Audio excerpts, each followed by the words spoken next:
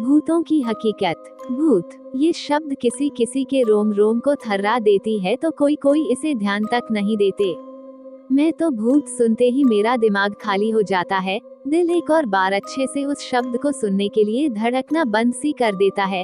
हाथों में रक्त का प्रवाह बंद सी हो जाती है, पैरों में कड़ियां लग जाती है।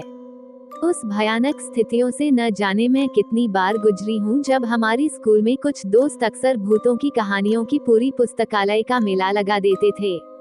हम सब एक एक कहानी को बारीकी से सुनते थे और उसमें कई आलोचनाएं भी होती थी। मैं कहानियों को बड़ी चाव से सुनती और आलोचना में भी भाग लेती, पर मुझे क्या पता होता कि जैसी भूत की आकार के बारे में मैं सुनी हूँ वही मेरे सपनों में आकर मेरी आधी रात और दूसरे की पूरी दिन खा जाएगा। कोई कोई कहते हैं कि भूत से डर छुड़वाना है तो भूतों की फिल्में देखो, पर जनाब जब डर छुटी ही नहीं है तो भूतों की फिल्में देखकर मरमरा जाने का प्रस्ताव कैसे मंजूर होगी।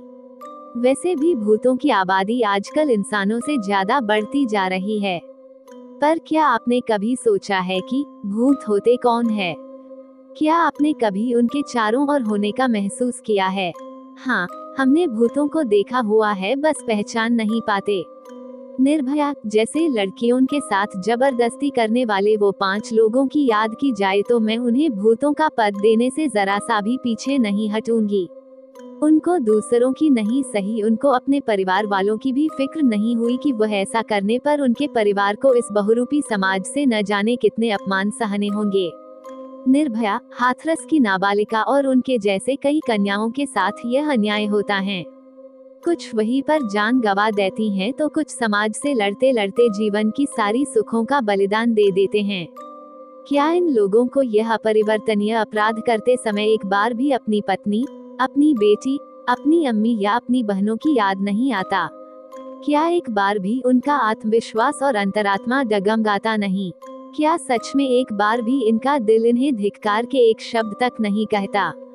क्या एक बार भी इन्हें यह महसूस नहीं होता कि वो लड़कियां भी उनकी बेटी या बहन जैसी है, वह भी उसी धरती माँ की संतान है? शायद नहीं, क्योंकि उनमें एहसास करने की शक्ति होती तो ऐसा अपराध करने की सोचने से पहले ही उनकी प्राण निकल जाते।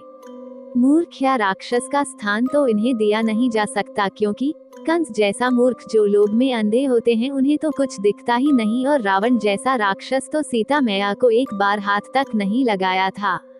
वो सास ससुर जो बहू को बेटी नहीं नौकरानी मानते हैं, जो पोती को गौरव नहीं कलंकिनी मानते हैं, सिर्फ इसलिए कि बहू ने मनचाही दहेज नहीं दिया और साथ साथ घर में बेटी को जन्म दिया जो उनके अनुसार चाहे कितनी भी उन्नति कर ले पर कभी न कभी पराई घर तो जाएगी ही। उसी भ्रम में अंधे होकर वह अपनी बहू और पोतियों की कदर तक नहीं करते। कुछ तो उन्हें अग्नि परीक्षा देकर ही खत्म कर डालने की सोचते हैं, पर उन्हें इस भ्रम के अंधेरे में यह नहीं दिखता कि वही सास भी कभी बहू थी और उनके साथ यह बर्ताव न हुआ था, और वह ससुर भी एक माँ के बेटे हैं और वह माँ ना होती तो उनका अस्तित्व ही ना होता। भारत में हर घंटे 12 महिलाओं की मौत सिर्फ दहेज के कारण होती है। क्या आपको नहीं लगता कि यह भूत आजकल कुछ ज्यादा ही उपद्रव मचाने लगे हैं? हमारी देश की सबसे सम्माननीय पद है सिविल सर्विस, जिसमें विख्यात अभय पाठक रह चुके हैं और उन्होंने अपने फॉरेस्ट्री सर्विस को ऐसी तरीके से निभाया कि खाली उनके लिए ही नहीं, उनकी और 3 पुरुष तक के लिए धन का प्रबंध हो गया है, जबकि हमें ये पता नहीं कि हम और आप अगले मिनट में जिंदा भी रहेंगे या नहीं। अभय पाठक और उनके बेटे आकाश पाठक के तरह कितने उच्च पद पर रह चुके व्यक्ति करोड़ों जनता से पैसे लेकर उनकी नौकरी के साथ साथ उनके पैसे भी खाते हैं। इन्हीं को ही तो भूत कहते हैं, जिनको खाने की भूख नहीं होती बल्कि नौकरी और पैसों की भूख होती है। परी जैसी मासूम बच्चों का अपहरण कर उनके अंगों को बेचकर लाखों कमाने वालों को यह नहीं दिखता कि बच्चों में भगवान बसते हैं, और जब वे बच्चे थे तो उनके साथ ऐसा बर्ताव नहीं हुआ, तो उनका भी कर्तव्य है कि इसी को वह भी स्वीकार करें। एक माँ का अपने छोटे से बच्चे से बिछड़ने का दर्द उसको जन्म देने के कष्ट से भी अधिक दर्दनाक होता है। एक पिता का उसके औलाद से बिछड़ने की वह पीड़ा वह भले ही जाहिर न कर सके, पर यह अनुमान लगाया जा सकता है कि वह अब सिर्फ एक जिंदा लाश है जो समाज की कुकर्मों में फंस कर रह गया है। शायद ही भूत से कोई और भी निम्न स्थान ऐसे बच्चों का अपहरण करने वालों को दिया जा सके।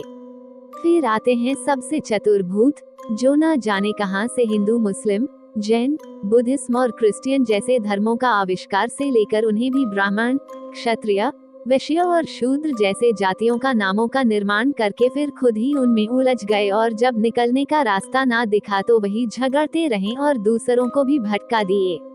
हिंदू, मुस्लिम, जैन, बुद्धिज्म और क्रिश्चियन ये असल में धर्म नहीं, एक प्रकार की सोच है जो एक ही उद्देश्य रखते हैं, लोगों को सरलता से जीवन जीना सिखाना।